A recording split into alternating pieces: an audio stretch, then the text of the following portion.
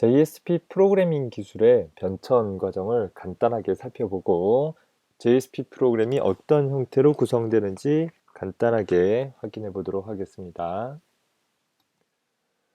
먼저 서블릿하고 JSP의 기술 변천 과정을 다음의 표를 통해서 간단하게 소개를 하고 있습니다.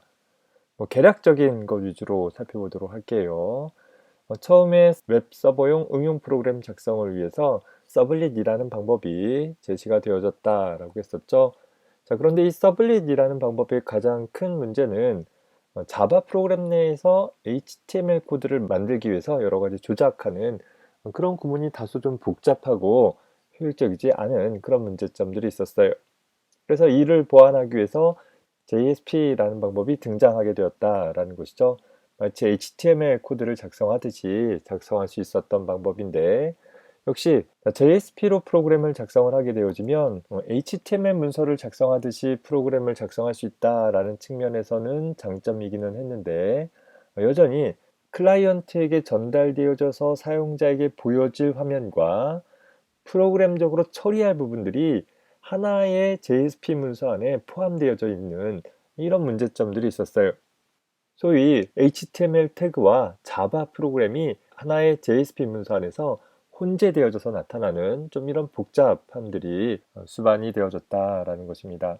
자, 그러던 와중에 MVC 패턴이라는 모델 뷰 컨트롤러의 약자이죠. MVC라는 것이 각각의 객체들을 역할에 따라서 나누어서 구성하는 방법인데, 하나의 웹 애플리케이션을 역시 역할에 따라서 모델, 즉 어떤 데이터들을 나타내거나 데이터를 관리하는 부분과 또 뷰, 사용자 인터페이스를 담당하는 부분, 또 컨트롤러, 어떤 처리를 수행하는 부분들을 서로 다른 형태의 코드로 작성하는 방법이 적용되어지기 시작합니다.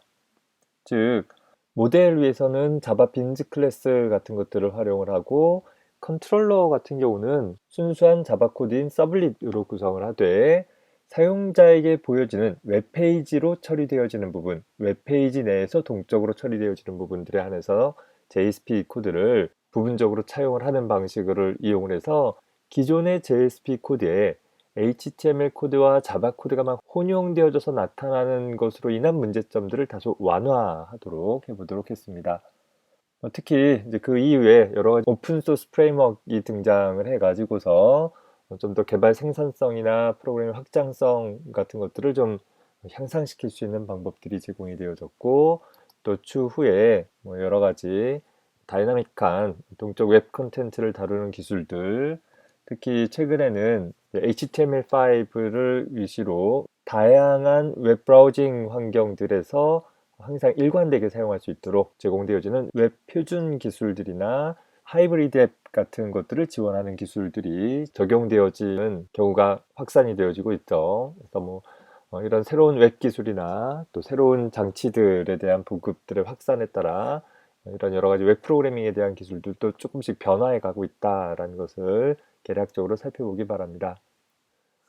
자, 이런 JSP 코드는 크게 보면 두 가지 유형으로 나뉘어 볼 수 있는데, 세부적인 코드를 볼 것은 아니니까 일단 교재에서 제시되어지는 예시를 개략적으로 살펴보기 바랍니다.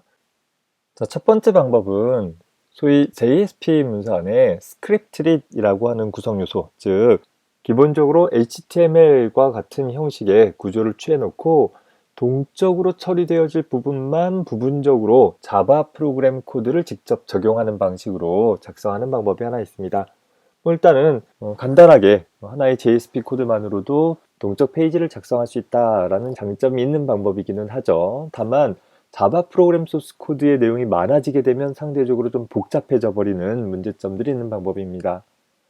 두 번째 방법으로는 소위 JSP 빈즈 클래스라고 해서 우리 뒤에 가서 다룰 빈즈 액션 같은 것들을 적절히 활용을 해가지고서 하나의 JSP 코드 안에서 자바 프로그램 소스 코드의 양을 대폭적으로 줄여버릴 수 있는, 아예 독립적으로 어떤 일을 처리할 수 있는 자바 클래스를 외부에 따로 두고 그것을 JSP 내에서 가져다가 사용을 할 수 있는 그런 형태로 구성을 할 수 있는 방법도 있습니다.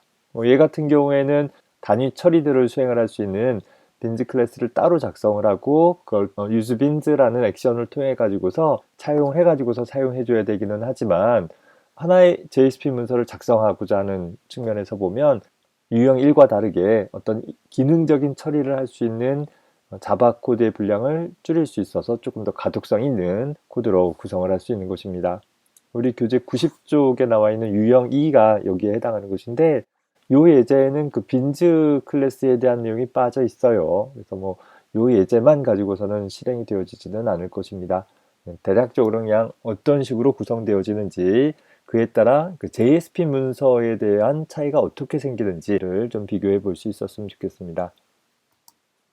그래서 두 번째 유형인 이런 빈즈를 이용한 JSP 처리 과정들을 살펴보면 기본적으로 사용자 웹브라우저에서 웹서버에게 요청을 보내주면 HTTP 요청을 보내주면 그 전달받은 HTTP 요청을 웹서버가 살펴봤을 때 이 JSP 문서이다 라고 하면 자기가 직접 처리할 수 없으니까 서블릿 컨테이너에게 전달을 해서 이 JSP 문서를 처리를 해줘 라는 요청을 위임을 해주게 되는 것입니다.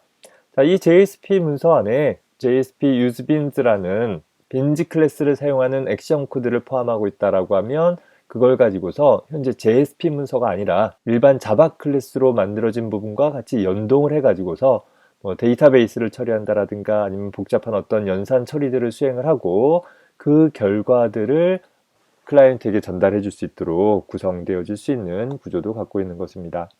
즉, 서블릿 컨테이너라는 것이 오로지 JSP 문서만이 아니라 앞에서도 살펴봤듯이 JSP는 직접 처리되는 게 아니라 서블릿이라는 자바 코드로 변환되어진다라고 했었죠. 그 변환되어진 이후에 다른 자바 코드와 이렇게 연동할 수 있는 방법도 제공되어진다 정도만 기억하고 넘어가도록 합시다.